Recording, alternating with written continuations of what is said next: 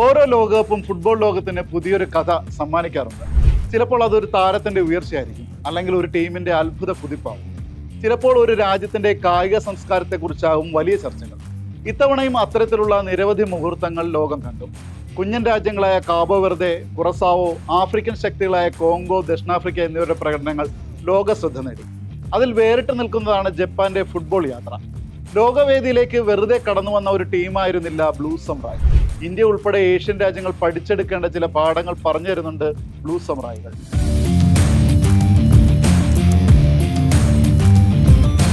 ലോകകപ്പിലെ ആദ്യ മത്സരത്തിൽ നെതർലൻഡ്സ് ആയിരുന്നു ജപ്പാന്റെ എതിരാളികൾ. ഗോൾരഹിതമായ ആദ്യ പകുതിക്ക് ശേഷം 50-ാം മിനിറ്റിൽ ക്യാപ്റ്റൻ വിർജിൽ വാൻ ഡൈക്കിന്റെ ഗോളിൽ നെതർലൻഡ്സ് മുന്നിൽ. ആ സന്തോഷത്തിന്റെ ആയുസ് 7 മിനിറ്റ് മാത്രമായിരുന്നു. കെയ്തോ നകാമുറയിലൂടെ ജപ്പാൻ ഒപ്പമെത്തി. 64-ാം മിനിറ്റിൽ ക്രിസൻസിയോ സമർവിൽ നെതർലൻഡ്സിനെ വീണ്ടും മുന്നിലെത്തിച്ചു. പോരാട്ടം മുറുകി. മത്സരം അവസാന നിമിഷത്തിലേക്ക് കടക്കുമ്പോൾ ജയം നെതർലൻഡ്സിനൊപ്പമാകുമെന്ന പ്രതീതി. പക്ഷേ വിട്ടുകൊടുക്കാൻ ബ്ലൂ സമുറായികൾ ഒരുക്കമായിരുന്നില്ല. അവർ നിരന്തരം നെതർലൻഡ്സിന്റെ ഗോൾ മുഖത്തേക്ക് ഇരച്ചു കയറി. അത്തരമൊരു നിമിഷത്തിൽ 87-ാം മിനിറ്റിൽ ജപ്പാന് അനുകൂലമായ ഒരു കോർണർ. ജുനിയ ഇത്തോ കിക്കെടുക്കുമ്പോൾ ഫോക്സ് സ്പോർട്സ് കമന്റേറ്റർ വാക്കുകൾ ഇങ്ങനെയായിരുന്നു: തങ്ങൾക്കുള്ളതിനേക്കാൾ ഉയരമുണ്ടെന്നാണോ ജപ്പാൻ കളിക്കാർ ചിന്തിക്കുന്നത്? അവർ ഡച്ച് പ്രതിരോധക്കാരുടെ തലകളിലേക്ക് പന്ത് ക്രോസ് ചെയ്യുന്നത് തുടരുകയാണ്. 1 മിനിറ്റ് തികഞ്ഞില്ല, വീണ്ടും ഒരു കോർണർ കിക്ക്. ഇക്കുറി ആ പന്ത് ഡൈച്ചി കമാഡയുടെ കിടിലൻ ഹെഡറിൽ വല കുലുക്കി. സ്കോർ 2-2. ഫോക്സ് സ്പോർട്സ് കമന്റേറ്ററുടെ ശബ്ദമുയർന്നു: അസ്റ്റോണിഷിംഗ് 2-2. ഞാൻ നേരത്തെ പറഞ്ഞ വാക്കുകൾക്ക് ജപ്പാൻ കളിക്കാരോട് ക്ഷമ ചോദിക്കട്ടെ. അവർ ആ പന്ത് ഡച്ച് വലയിൽ എത്തിച്ചിരിക്കുന്നു.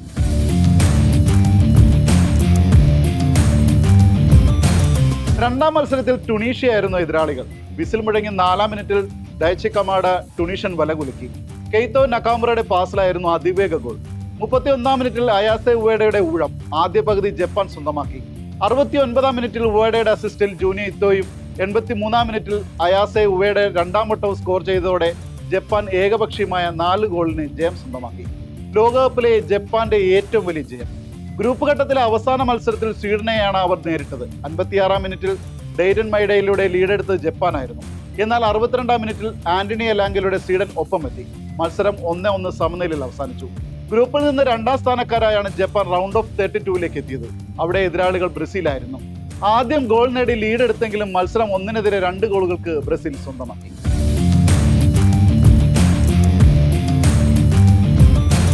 ജപ്പാന്റെ ലോകകപ്പ് യാത്ര അവസാനിച്ചെങ്കിലും അവരുടെ കാൽപന്ത് കളി അതിവേഗമാണ് ലോകത്തെ ചുറ്റുന്നത്. കളിക്കളത്തിലെ ജപ്പാന്റെ പ്രകടനങ്ങളാകട്ടെ, ഗാലറിയിൽ അവരെ പിന്തുണയ്ക്കുന്നവരാകട്ടെ, മത്സരം കഴിയുമ്പോൾ അവർ സ്റ്റേഡിയം വൃത്തിയാക്കുന്നതാകട്ടെ, കോച്ച് ഹജിമെ മൊരിയസുവിന്റെ പേപ്പറിൽ എഴുത്താകട്ടെ, എല്ലാം സൈബർ ഇടങ്ങളിൽ വൈറലാണ്. മത്സരഫലത്തിനപ്പുറം അത് ജനശ്രദ്ധ നേടുന്നുണ്ട്. അതിനെ ആകസ്മികമായി മാത്രം കാണാനാവില്ല.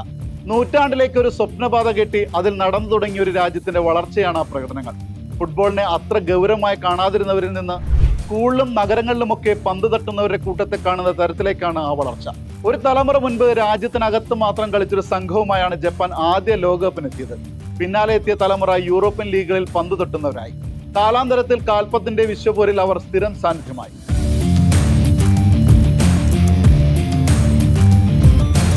വർഷം 1992. ജപ്പാൻ ലോകകപ്പിന് യോഗ്യത നേടുന്നതിനും 6 വർഷം മുൻപുള്ള കാലം. ഫുട്ബോൾ അവിടെ അത്ര വലിയൊരു ഗെയിം ആയിരുന്നില്ല. ഏറ്റവും മോശം അവസ്ഥയിലുമായിരുന്നു. ഫിഫ ലോക റാങ്കിങ് തുടങ്ങിയ വർഷത്തിൽ ജപ്പാന്റെ സ്ഥാനം 66. അന്ന് ജപ്പാൻ ഒരു പദ്ധതി പ്രഖ്യാപിച്ചു: 100 വർഷ പദ്ധതി. 2092 ലോകകപ്പ് കിരീടമായിരുന്നു അതിന് ലക്ഷ്യം. ഒരു ജനത ആ വഴിയിൽ സഞ്ചരിച്ചു തുടങ്ങി.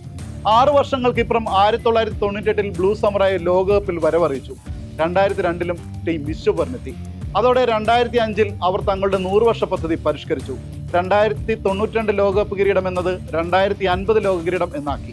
1998 മുതൽ തുടർച്ചയായ ലോകകപ്പിനെത്തുന്നുണ്ട് ജപ്പാൻ. 2002, 2010, 2018, 2022 ലോകകപ്പുകളിൽ നോക്കൌട്ട് സ്റ്റേജിലെത്തി. തുടർച്ചയായി 8ാം തവണയാണ് അവർ ലോകകപ്പിനെത്തിയത്. കഴിഞ്ഞ ലോകകപ്പിൽ ജർമ്മനിയെയും സ്പെയിനെയും ഞെട്ടിച്ച ജപ്പാൻ ക്വാർട്ടർ ഫൈനൽ ക്രൊയേഷ്യയുടെ ഷൂട്ടൌട്ടിൽ തോറ്റാണ് പുറത്തായത്.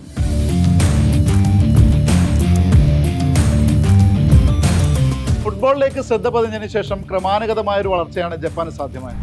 സുമോയിലും ബേസ്ബോളിലും മാത്രമായി ചുറ്റിത്തിരിഞ്ഞിരുന്ന ജപ്പാന്റെ കായിക മേഖല പതുക്കെ ഫുട്ബോളിനോട് അടുത്തു. 1981 കാർട്ടൂണിസ്റ്റ് യോച്ചി തകാഹാഷി സൃഷ്ടിച്ച ക്യാപ്റ്റൻ സുബാസ എന്ന കോമിക് കഥാപാത്രം ഫുട്ബോളിനെ ഒരു സംസ്കാരമായി വളർത്തുന്നതിലും പങ്കുവഹിച്ചു. ഗ്രാസ് റൂട്ട് ലെവലിൽ ഫുട്ബോൾ വളർന്നു. സ്കൂളിലും കോളേജിലും അതിന് വേദികളുണ്ടായി. ആഭ്യന്തര ടൂർണമെന്റുകളും ഫുട്സാൽ ചാമ്പ്യൻഷിപ്പുകളും സംഘടിപ്പിച്ച് ഫുട്ബോളിനെ ശക്തിപ്പെടുത്തി. ഏഷ്യയിലെ മുൻനിര ടീമുകളിലൊന്നായി ജപ്പാൻ മാറി. 1992, 2000, 2004, 2011 വർഷങ്ങളിൽ ഏഷ്യൻ കപ്പ് കിരീടം സ്വന്തമാക്കിയ ടീം 2019 റണ്ണേഴ്സ് അപ്പായി. 2001 ഫിഫ കോൺഫറൻസ് കപ്പിലും റണ്ണേഴ്സ് അപ്പ് ആയിരുന്നു. കോപ്പ അമേരിക്കയിൽ അമേരിക്കയ്ക്ക് പുറത്തുനിന്ന് പങ്കെടുക്കുന്ന ആദ്യ രാജ്യം ജപ്പാനായിരുന്നു. 1999, 2011, 15, 19 വർഷങ്ങളിലാണ് ടീമിന് ക്ഷണം ലഭിച്ചത്. 1999 2019 ടീം മത്സരത്തിൽ പങ്കാളിയായി. വനിതാ ടീമും നേട്ടങ്ങളുടെ വഴി സഞ്ചരിച്ചു. 2010 ഏഷ്യൻ ഗെയിംസിൽ സ്വർണം, 2011 വനിതാ ലോകകപ്പ് കിരീടം, 2014 ഏഷ്യ കപ്പ് കിരീടം എന്നിങ്ങനെ നേട്ടങ്ങൾ. ഫുട്ബോൾ റവല്യൂഷനാണ് ജപ്പാനിൽ സംഭവിച്ചുകൊണ്ടിരിക്കുന്നത്. രാജ്യാന്തര നിലവാരത്തിലുള്ള സ്റ്റേഡിയങ്ങളും പരിശീലന കേന്ദ്രങ്ങളും സ്ഥാപിച്ചാണ് അവർ ഫുട്ബോളിന് വളർച്ചയുണ്ടാക്കുന്നത്. 2023 മുതൽ ലോക റാങ്കിങ്ങിൽ ജപ്പാൻ പുരുഷ ടീം 20 താഴെ പോയിട്ടില്ല. നിലവിൽ 18ാം സ്ഥാനത്താണ് ജപ്പാൻ ഏഷ്യൻ രാജ്യങ്ങളിൽ മുന്നിൽ.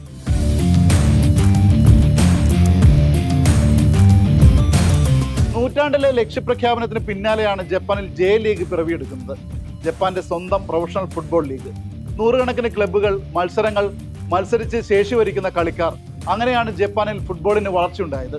ഫിഫ റാങ്കിലെ സ്ഥാനക്കയറ്റവും അങ്ങനെ ഉണ്ടായതാണ്. യൂറോപ്യൻ ലീഗിലേക്ക് ജപ്പാൻ കളിക്കാർ എത്തുന്നതും അങ്ങനെയാണ്. ഹിഡത്തോഷി നക്കാദ ആയിരുന്നു മുൻഗാമി. ഏഷ്യൻ ഫുട്ബോൾ ഫെഡറേഷൻ രാജ്യങ്ങളിൽ നിന്നുള്ള എക്കാലത്തെയും മികച്ച താരങ്ങളിൽ ഒരാൾ. ബാലൻഡിയോറിന് നാമനിർദ്ദേശം ചെയ്യപ്പെടുന്ന ആദ്യ AFC താരമെന്ന ബഹുമതിയും സ്വന്തം. ഇന്ന് രാജ്യത്തെ മുൻനിര താരങ്ങൾ യൂറോപ്യൻ ലീഗുകളിൽ പന്തെട്ടുന്നുണ്ട്. Zion Suzuki, Hiroki Ito, Wataru Endo, Takefusa Kubo, Daichi Kamada, Ayase Ueda എന്നിങ്ങനെ താരങ്ങൾ യൂറോപ്യൻ ക്ലബ്ബുകളിൽ തിളങ്ങുന്നുണ്ട്. ലോകകപ്പ് കിരീട നേട്ടമെന്ന ജപ്പാന്റെ പ്രഖ്യാപിത ലക്ഷ്യത്തിലേക്ക് ഇനിയും വർഷങ്ങളുടെ അകലമുണ്ട്. ആ യാത്രക്കിടയിലാണ് നേട്ടത്തിന്റെ പുതിയ നാഴികക്കല്ലുകൾ അവർ തേടുന്നത്. ആഗോള വേദികളിൽ വിജയിക്കാൻ പാരമ്പര്യം മാത്രം മതിയാകില്ല. ലക്ഷ്യബോധവും അതിനായുള്ള പരിശ്രമവും വേണമെന്ന സന്ദേശമാണ് ബ്ലൂ സമുറായി ലോകത്തിന് നൽകുന്നത്. കല്ലിന്മേൽ കല്ല് ചേർത്ത് വെച്ചാണ് ജപ്പാൻ ഫുട്ബോളിന് അടിത്തറ കെട്ടിയിട്ടത്. അത് അത്രമേൽ ശക്തമാണ്. പെട്ടെന്നൊന്നും തകർന്നു പോകുകയുമില്ല.